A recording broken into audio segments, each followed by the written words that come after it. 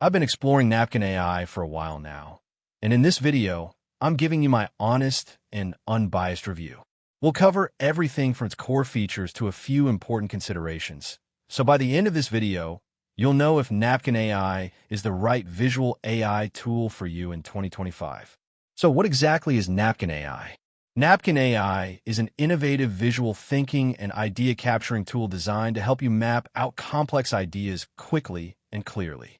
It uses AI to turn your rough thoughts into clean, understandable visual diagrams, making it perfect for brainstorming, strategy sessions, or just organizing your thoughts visually.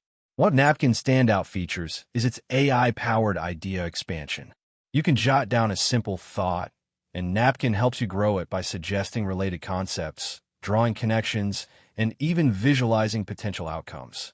It's like having an intelligent brainstorming partner at your fingertips. Another great advantage is how easy it is to collaborate. Napkin allows you to share your visual maps with team members or clients, making remote teamwork feel much more interactive and dynamic. Plus, it supports multiple export formats, so you can easily integrate your visuals into presentations, reports, or project plans without any hassle. However, it's important to consider a few things.